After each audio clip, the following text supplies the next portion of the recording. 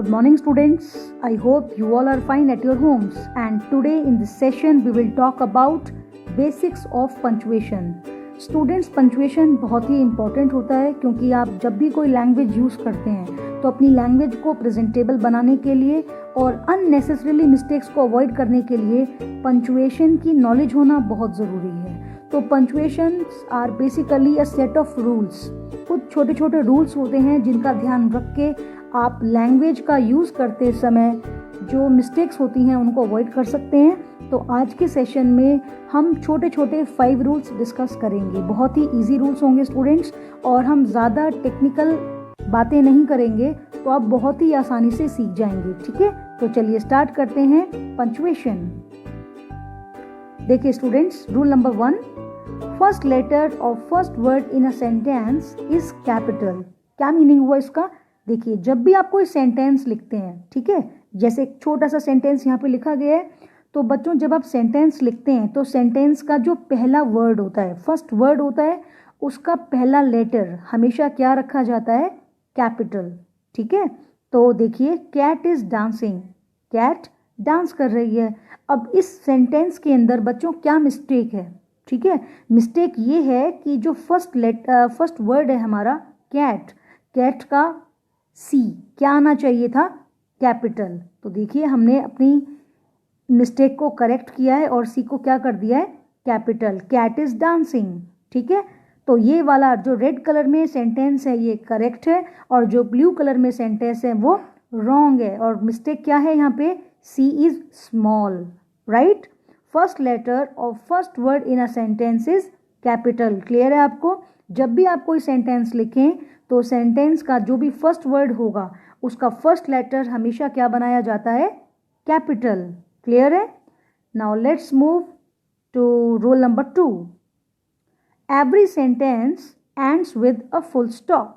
बच्चों, जो भी सेंटेंस आप लिखते हैं, सेंटेंस के एंड में, अंत में फुल स्टॉप ज़रूर लगाना है आपको. फुल स्टॉप इस डॉट को कहते हैं. ठीक है, ये डॉट क्यों लगाया जाता है? ये डॉट इंडिकेट करता है कि आपका सेंटेंस कंप्लीट हो चुका है. आप जो बात कहना चाहते हैं वो कंप्लीट हो चुकी है. एग्जाम्पल देखिए, कैट इज़ डांसिंग. देखिए, यहाँ पे कोई फुल स्टॉप नहीं है. इसका मतलब पता नहीं चल पा रहा है आप कुछ और भी कहना चाहते हैं या आपकी बात कंप्लीट हो चुकी है. तो हम इस एरर को, इस मिस्टेक को करेक्ट करेंगे और हम यहाँ पे क्या लगाएंगे? Full stop. देखिए, cat is dancing. Full stop लगाने से आपकी बात कंप्लीट हो गई है. ठीक है, तो आपको ध्यान रखना है कि जब भी आप कोई सेंटेंस लिखें तो सेंटेंस के लास्ट में फुल स्टॉप ज़रूर लगाएं. ठीक है. Rule number 3, use question mark if any sentence ask a question. बच्चों, इस सिंबल को कहा जाता है क्वेश्चन मार्क. और जब भी आप कोई ऐसा सेंटेंस लिखते हैं जिसमें आप कोई क्वेश्चन कर रहे हैं, ठीक है, कुछ पूछ रहे हैं, तो उसके एंड में क्या आता है? Question mark. ठीक है, देखिए सेंटेंस को, इज कैट डांसिंग. क्या कैट डांस कर रही है? ये क्वेश्चन पूछ रहे हैं आप. तो यहाँ पे हमने क्या लगा रखा है? फुल स्टॉप, जो कि गलत है, क्योंकि जब आप क्वेश्चन पूछते हैं तो क्वेश्चन मार्क आता है. ठीक है, तो इस सेंटेंस को हम करेक्ट कैसे करेंगे? इज कैट डांसिंग, और हमने क्या लगाया है यहाँ पे? Question mark. एक एग्जांपल और देखिए, इज कैट डांसिंग. अब आप देख रहे हैं यहाँ पे कोई भी मार्क नहीं लगा. ये भी रॉन्ग है क्योंकि हमें यहाँ पे क्या लगाना है? Question mark. तो जब भी आप कोई क्वेश्चन पूछते हैं तो आपको क्या लगाना है एंड में? Question mark. Is cat dancing. और देखिए, हमने अपने सेंटेंस को करेक्ट कर लिया है. Let's move to rule number 4.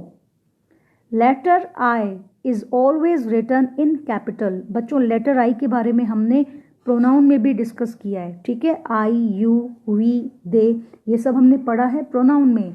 अब लेटर आई की खास बात क्या है स्टूडेंट्स? जब भी आप लेटर आई को यूज़ करते हैं तो आप हमेशा इसको कैपिटल में ही लिखते हैं. भले ही आप इसको सेंटेंस की बिगनिंग में लिखें या मिडल में लिखें या फिर एंड में लिखें. एग्जाम्पल देखिए, she lives in USA but I live in India. वो USA में रहती है पर मैं इंडिया में. देखिए, अब इसको हमने कैसे करेक्ट किया है? She lives in USA. बच्चों, यहाँ पे कॉमा आना था जो कि मैंने ऊपर लगाया हुआ है, तो ये यहाँ पे रह गया है, तो सॉरी फॉर दिस मिस्टेक. आप कंसिडर कीजिए कि यहाँ पे कॉमा लगा हुआ है, but I live in India.